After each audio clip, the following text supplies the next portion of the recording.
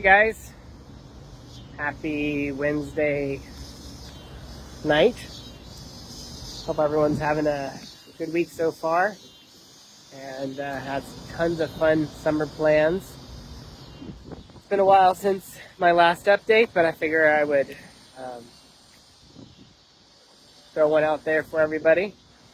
So obviously things were quiet for me for a while personally, but I had some appointments, and over the past couple days I had an MRI last Friday, and yesterday I was supposed to have an appointment with an oncologist to talk about that.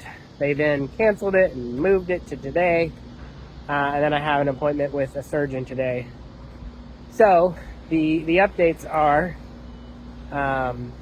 for the MRI, they validated that it was colon cancer, not rectal cancer, which was the first thing we were hoping for, because with rectal cancer, you need to do radiation first.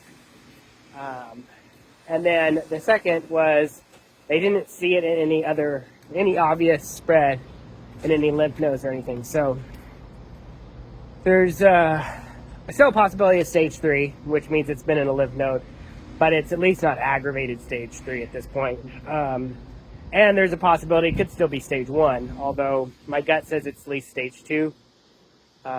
Which is more, it's just, stage 2 just means it's like kind of in the way and in stuff, which this seems big enough that my guess is it's going to be stage 2. So as far as the future is, I'm hoping it's stage 2. Stage 1 would be amazing, but stage 2 would be fine. And then stage 3 would be worst case scenario. Really, the reason why all that would be is stage 3 pretty much definitely would do chemo. Stage 2, it's a question mark. You have to look at a couple factors, but there's at least a possibility where I wouldn't do chemo. And stage 1, you never do chemo for stage 1. So I'm not holding out any hope for it being stage 1.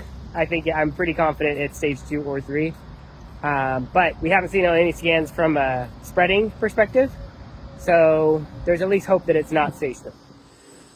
As far as plans going forward, the surgeon I talked to, I liked. It's actually the second surgeon I've talked to.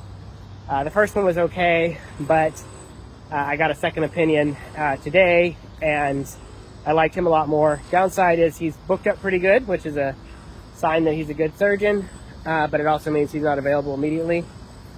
So surgery date is scheduled for September 19th.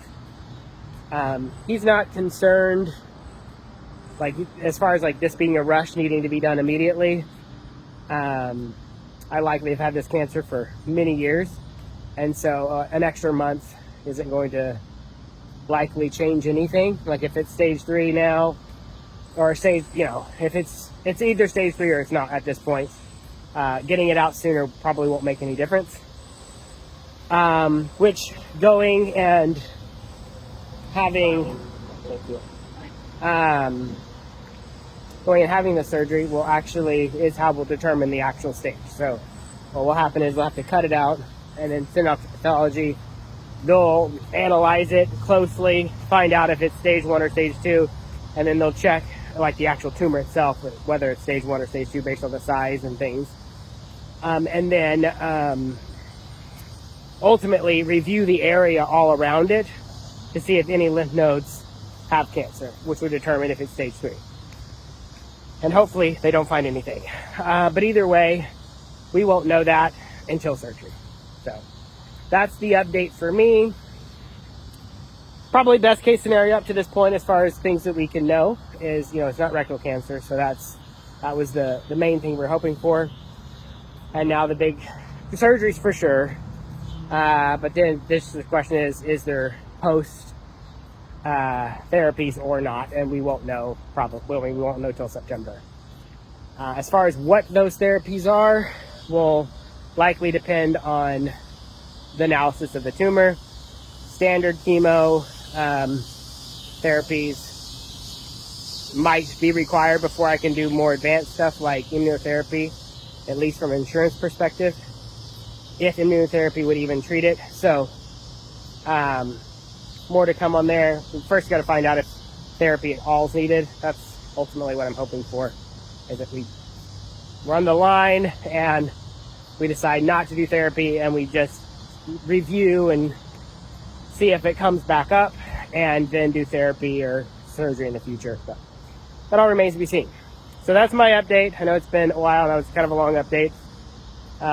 Overall, pretty happy with the results that I have so far. As far as Luke goes, he's currently, well, I guess he's not NPO at the moment, but he's only on like 2 ml feeds. He got admitted a little while ago. I'm sure Samantha already did an update, but he coded with a Harvey, which is not the same code as he had before, but his blood pressure was down.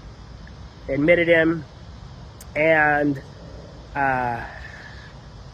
basically we found out he had colitis, and after we put him on an antibiotic and steroid and whatnot, his blood pressure is back to normal. He's on the antibiotic, or I think he might be off the antibiotic now. But anyway, we're working on the colitis. Things are trending well. His counts went down. They're back up. Overall, he's in recovery for all of that. He's on TPN right now to just keep his nutrition good, give his gut a rest. But they just started feeds today. It was just a trickle, like 2 mLs, just enough to get things moving a little bit. And so that's kind of moving along. We're kind of playing it by day to see how that will all pan out. He does have an MRI scheduled for tomorrow to check on his brain, because during all of this, he had some clotting in his brain and he's been on blood thinners, and they just want to get a good picture of this as like a pre-picture before hopeful surgery. So that's happening tomorrow. After that, if everything goes as planned, he might be discharged by Friday, maybe. He's on TPN right now, and we got to figure out like his whole feed situations. We should be able to do TPN at home. So best case scenario, we get discharged on Friday. We have him over the weekend. But this is all leading up to most likely him having surgery Thursday or Friday next week. So it's going to be a crazy week as usual. He's had his surgery canceled once. You know, crazy things have happened. Crazy things can still happen. But I'm hopeful that this colitis will get taken care of. He'll have a good couple of days at home with us, and then we'll come in, we'll have surgery, we'll get him cancer free, and then we'll move on to, you know, post-cancer treatments. So more to come on that, but the only downside with all of this is his initial surgeon, who was Dr. Davidoff, who's like one of the best surgeons here or in the world, is not available. And so we will likely have a different surgeon doing it.